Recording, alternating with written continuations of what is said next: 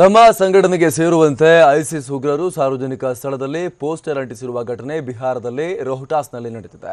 ಇಲ್ಲಿನ ರೋಹ್ಟಾಸ್ ಜಿಲ್ಲೆಯ ಸಿಕ್ರೌಲಿ ಬಿಗ್ಲಾ ಗ್ರಾಮದ ವಿದ್ಯುತ್ ಕಂಬದ ಮೇಲೆ ಪೋಸ್ಟರ್ ಅಂಟಿಸಲಾಗಿದ್ದು, ಯುವಕರು ಐಸಿಸ್ಗೆ ಸೇರುವಂತೆ ಪೋಸ್ಟರ್ನಲ್ಲಿ ಪ್ರಚೋದಿಸಲಾಗಿದೆ.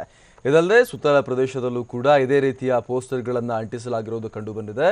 ಈ ಘಟನೆಯನ್ನು ಗಂಭೀರವಾಗಿ ಪರಿಗಣಿಸಿ ಸೆಕ್ಷನ್ 124A ಅಡಿಯಲ್ಲಿ ಪ್ರಕರಣವನ್ನು ದಾಖಲಿಸಲಾಗಿದೆ. ರೋಹ್ಟಾಸ್ ಎಸ್ಪಿ ಮಂಜಿತ್ ಸಿಂಗ್ ಸೂಕ್ತ ತನಿಖೆಗೆ ಆದೇಶ ನೀಡಿದ್ದು, ಪೋಸ್ಟರ್ ಅಂಟಿಸಿದವರನ್ನು ಬಂಧಿಸುವುದಕ್ಕೆ ವಿಶೇಷ ತಂಡವನ್ನು ಕೂಡ ರಚನೆ ಮಾಡಲಾಗಿದೆ. ಐಸಿಸ್ ಉಗ್ರರು ಈ ರೀತಿಯಾಗಿ ಆಹ್ವಾನವನ್ನು ಕೊಟ್ಟಿರುವಂಥದ್ದು. ಈ ಮೂಲಕ ಈ ಪೋಸ್ಟರ್ಗಳನ್ನು ನೋಡ್ತಾ ಇದ್ರೆ ಭಾರತದಲ್ಲೂ ಕೂಡ ನಿಧಾನಕ್ಕೆ ತಳವೂರೋಕೆ ಐಸಿಸ್ ಪ್ರಯತ್ನವನ್ನು ಪಡ್ತಾ ಇದೆಯಾ ಅನ್ನುವಂಥ ಪ್ರಶ್ನೆ ಕೂಡ ಮೂಡ್ತಾ ಇದೆ.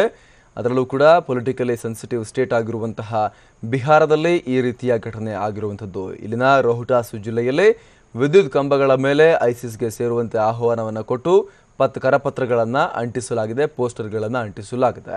ಇದಕ್ಕೆ ಸಂಬಂಧಪಟ್ಟಂತೆ ಈಗಾಗಲೇ ತನಿಖೆಗೆ ಆದೇಶ ನೀಡಲಾಗಿದೆ. ಸ್ವತಃ ರೋಹ್ಟಾಸ್ನ ಎಸ್ಪಿ ಬಗ್ಗೆ ಮುತುವರ್ಜಿ ವಹಿಸಿ ತನಿಖೆಗೆ ಆದೇಶ ನೀಡಿದ್ದಾರೆ. ಯಾರು ಪೋಸ್ಟರ್ ಅಂಟಿಸಿದ್ದಾರೆ ಅವರನ್ನು ಹುಡುಕಿ ತನ್ನಿ ಅನ್ನುವಂತಹ ಆದೇಶವನ್ನು ಈಗಾಗಲೇ ಹೊರಡಿಸಲಾಗಿದೆ.